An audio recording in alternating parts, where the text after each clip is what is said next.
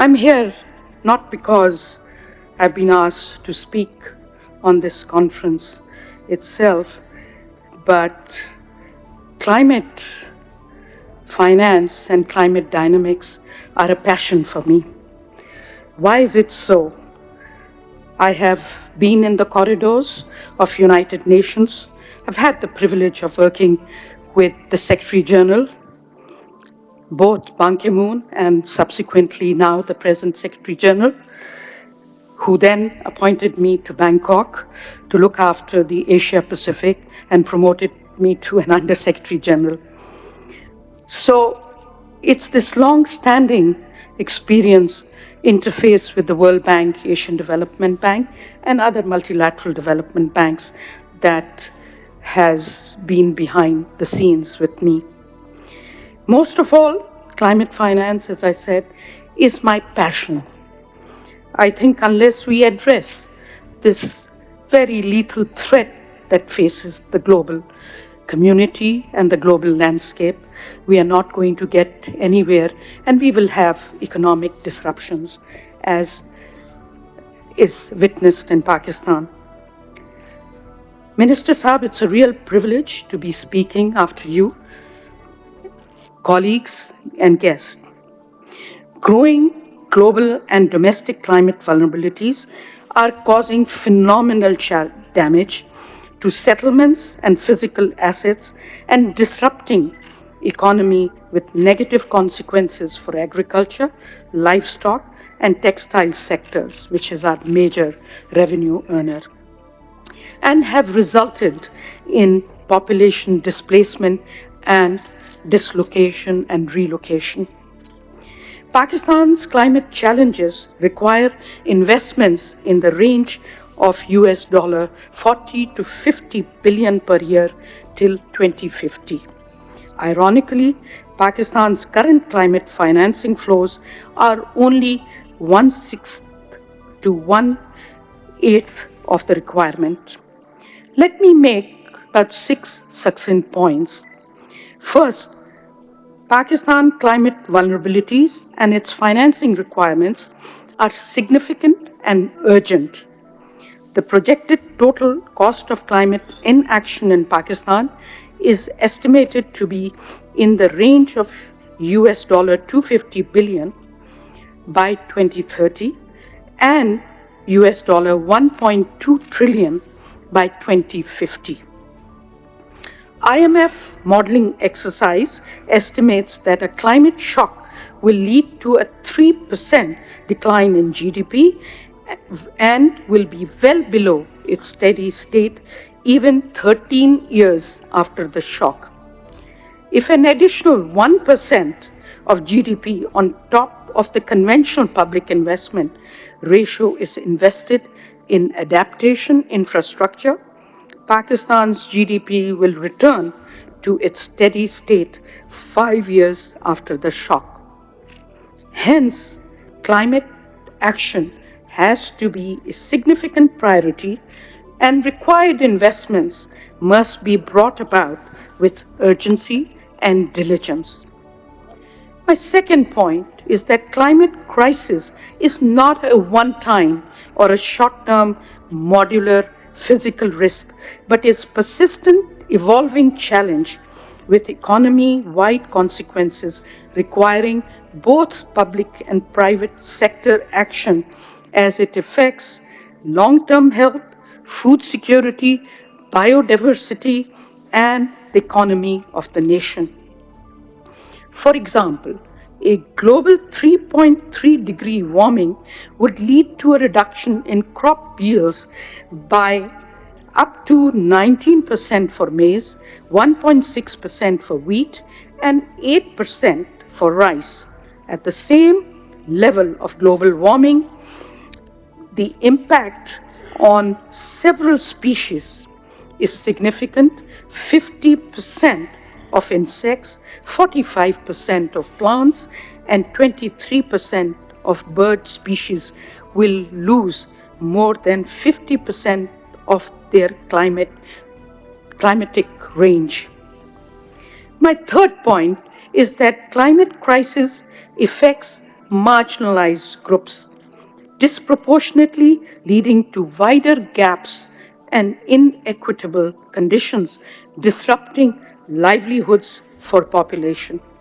For example, districts in South Punjab and North and Sindh have poverty rates between 26 and 39%, while districts in Southeast Sindh and bordering areas between Khyber Pakhtunkhwa and Balochistan have poverty rates between 40 and 60%. Hence, climate financing pathways require a whole of economy approach to drive inclusive socio-economic development for Pakistan. My fourth point is developing a medium-term strategic climate financing plan is critical. Pakistan has developed nationally determined contribution and national adaptation plans backed by sector-based goals, action plans, and key performance indicators. Hope we can keep track of these. It is proposed that the National Climate Finance Strategy include a medium-term national climate financing plan for both public and private sectors, backed by targets for climate financing sources and instruments, and priority focus area of mitigation, adaptation, and disaster recovery plans based on cost and time access efficiency is critical. Pakistan's climate financing ambition should be lifted and offer clarity in pathways and induce transparency, ownership, and commitment to financing sources and galvanize stakeholders' contribution towards Pakistan's climate action. My fifth point is steering international climate financing sources in an effective manner is critical. Given the current and expected weightage of international financing sources in Pakistan's climate financing mix, it's proportionately less share of international financing versus its peer groups.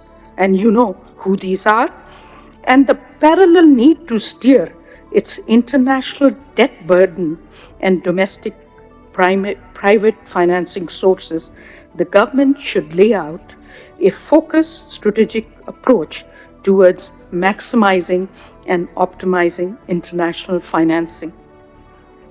We are very proud that the finance minister's leadership is really up to the mark. I had a discussion with him before the meeting, and of course we have heard him, and we are very confident that under his leadership, we'll all progress in an effective manner. I have to say, international finance, particularly from the multilateral development banks, should be prioritized in projects and initiatives. And I speak for my term as finance minister in the interim government. I realized whoever wants money just goes and grabs. And I said that then, and I repeat, that it is important that the finance minister takes the leadership on where the money goes ultimately, because he has the umbrella view of it. It has to be aimed to tackle barriers and foster local private financing participation through blended finance mechanisms like de-risking tools, concessional loans, etc. International finance should also be prioritized towards adaptation and resilience projects. Furthermore, international financing sources, given their expertise, can be well leveraged towards building local capacities, institutional capacities, and areas like investment planning and project pipeline development, which is critical. Furthermore, given the importance of climate action in developing countries, it is important that international development finance institution review their development budgets and plans and assign significant allocation for climate.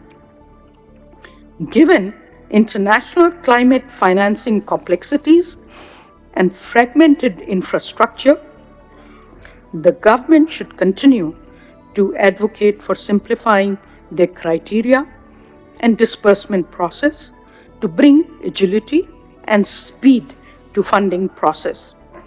International financing is likely to remain the primary source of climate finance in the midterm, so Pakistan should continue to tap new bilateral and multilateral funds to increase their share of international financing sources.